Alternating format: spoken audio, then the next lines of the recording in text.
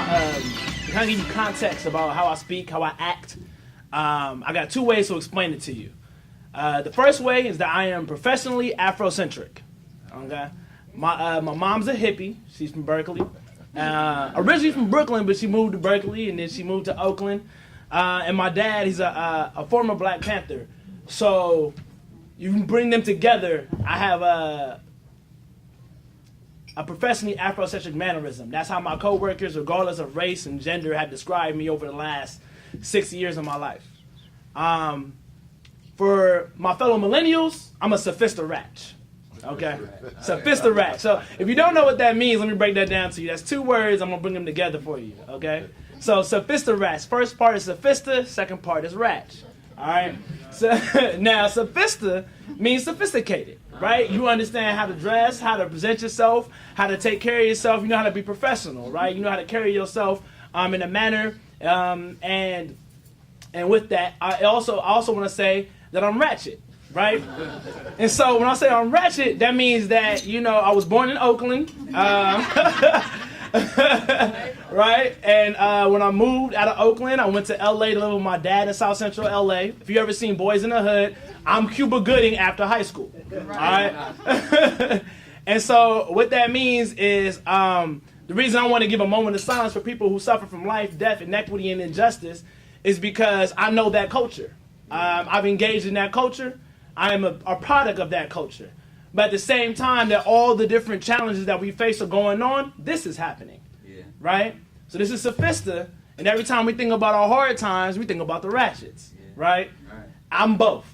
I don't have a choice. I've always been both. I've tried to choose, and the other side always calls me whenever I try to choose one side over the other. And so I think that's important that you understand that. And so what that means is that I dress in two different ways. That's why you have to look at me in two different ways. I got this on because I like to wear this, right? The Raven was like, oh, it's the Oxford way. So I hit a little Google search, figure out what's up. Okay, I can tell what the attire is going to be, right? You know, but when I was on the plane yesterday, right, I had on my Marshawn Lynch shirt, and it said, I'm just here because I don't want to be fined. I got on some Adidas, you know, my sweatpants, and I got on some nice kicks. And so you can catch me one day in a t-shirt and some J's, and you can catch me later on in that same day probably wearing a suit, right?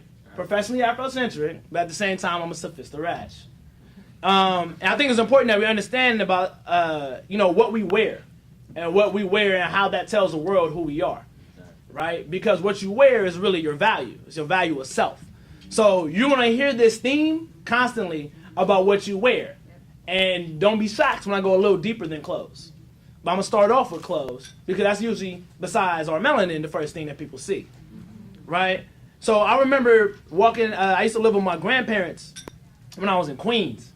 And when I lived with my grandparents, I don't know what it was about Queens. I don't know if it was just Queens, but it only happened to me in Queens. I'm walking around, and I'm talking Queens, New York, for those of you that never left California.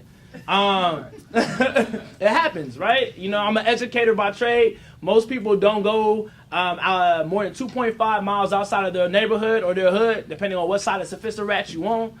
And on top of that, most people who go to college or school don't go to a school beyond 40 miles of their home, right? So I was different because when we had hard times, my mom sent me to my grandma's house in Queens. And so I'm in Queens, which is way far away from Oakland, about 3,000 miles away. And I'm walking down the street. And so when I'm inside the house with my grandma, I'm only sophisticated. But when I walked outside, I wanted to be ratchet. So I'm walking down Sagan one day, and mind you, I think I'm in second grade, right? I'm just coming from home from school. Like, it's not even deep yet, right? Like, I'm 7, 8, however old you are when you're actually in second grade. And this what's a good way to say this? This woman who was older, right? This older woman comes up to me and she says, "Little boy, pull up your pants." And I'm like, I don't know you. Why would you say that? Right? And so I proceed to walk down the street ignoring her because, you know, don't talk to strangers. I'm not about to talk to you no matter what you say to me. So she follows me about 3-4 more like feet and was like, "Little boy, I know you heard me. Pull up your pants." Right? And so I listened just because that's who I am, right? Like, somebody starts yelling at me, right? I'm only 7. I'm like, all right, like, I'm gonna pull up my pants. And I realized, that was a theme, because no matter how old I got, I always heard, pull up your pants. Whenever I tried to sag, someone always told me before the day was over, right? Someone. And I usually didn't know who they were, right? Because in front of my people, I know better. I know what I'm about to do. Pants up, belt on, clipped, we're good to go, right? Then I get outside, loosen it up a little bit. You know what I'm saying? Like, I got me, I don't know why. I don't even know why I sagged. I just did it, right? It was just what we did, right? And then I started thinking about how people started seeing me because I would sag and wear a white tee, which became pretty big of an issue in high school. Because people would start looking at me and be like, oh, you hood. Oh, you a thug. Okay, you bang? That was a real big question in L.A. I went to Crenshaw High in South Central Los Angeles. So you bang is what people ask you more than they ask what's your name or how you doing today. Like, where you from? And you bang. Like, I don't... For my fellow millennials or anybody who listens to rap, think about Kendrick Lamar. Y'all remember that first album? Right? It was a part of his first album where he literally has a whole skit where somebody just like, hey, where you from? Where your mama stay? Where your daddy stay? Where your grandma stay? And it's like real. People actually go that deep into asking you where you from because based upon your attire, they want to assume that's the question to ask you. Right? And so it tripped me out because I was like, people always wanted to say to me, you're more likely to get shot when you're wearing a white tee and you're sagging and you're wearing some J's, right? And I was like, all right. And I was a very smart kid, for better or for worse. And so my response to people when they said that, I was like, well, Malcolm X got shot in a suit. Martin Luther King died in a suit. So what do you mean? It seems like I could be completely righteous in a suit and still get shot, or I can be in a white tee and some J's and still get shot. So what are they shooting? And I realized it wasn't exactly what I'm wearing. They were shooting my melanin. And I say there's so many different shooters. We can go have a whole conversation about that. I'll bring my brother over here. He probably got investigative research on who's shooting who. Right? Better than I do, right? I got the media and a couple books. Okay? So I realized, what we wear is black. Right? So what we're wearing when we wear black, and I want you to know when I say black and I mean the culture, I want you to understand that's a capital B. Right? If I say black and I mean the color, it's a lowercase b. Right? And because I believe it was important that we just have that emphasis. Right? Because at some point in time, people might fear our melanin.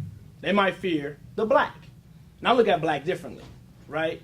So this is where the professional Afrocentricism comes in, because I know how to wear my melanin no matter where I go, and I've learned not to be ashamed of my black.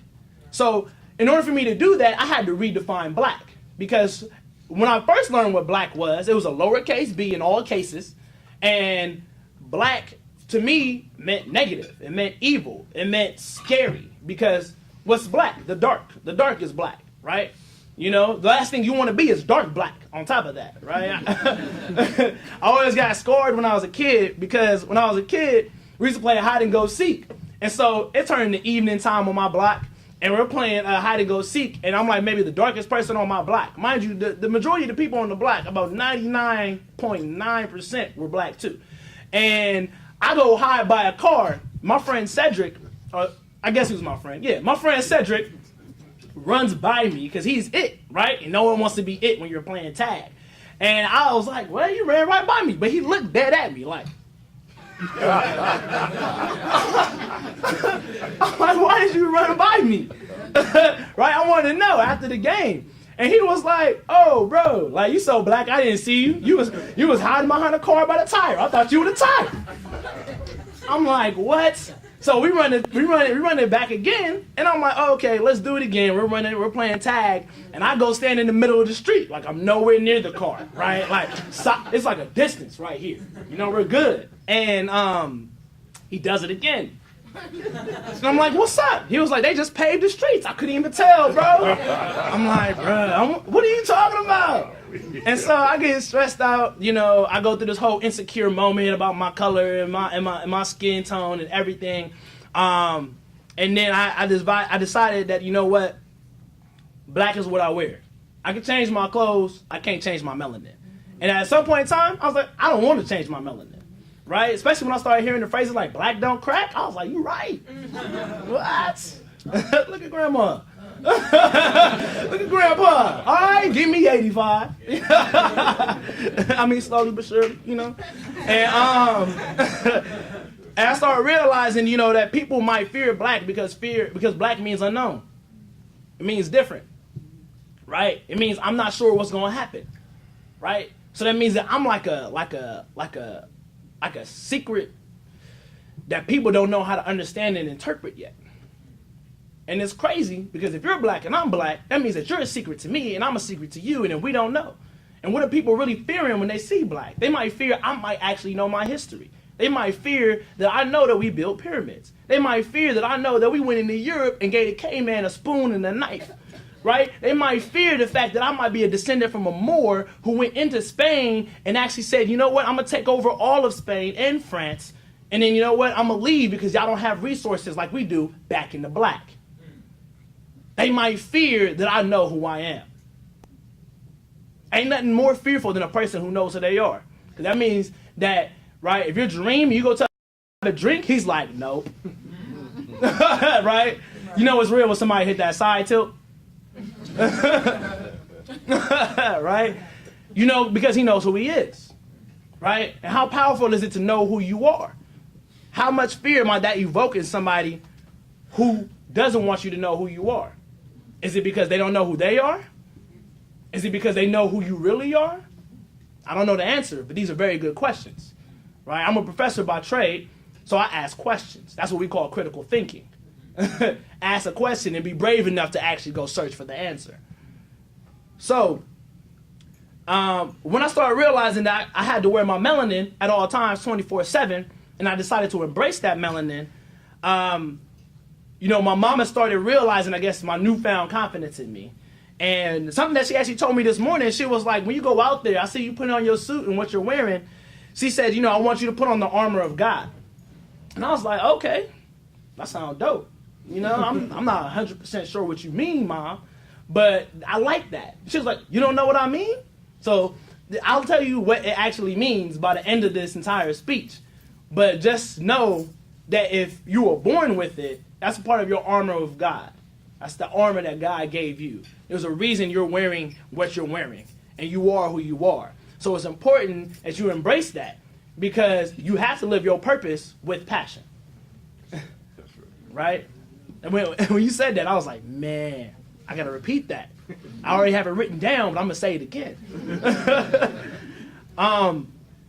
So, you know, I decided to start dressing with faith. I decided to start dressing with power, to dress with pride, and to dress to impress. And I realized, you know, your dress is a statement to others of your self-value. So what value statements does your attire say? When I wear a business suit, I handle business. I put the suit on. I'm here to handle business. They call it a business suit, right? Suits are two things: church suit, business suit, right? We handling business or we handling God? You know what I'm saying? God got business for me to do, or I got business for me to do.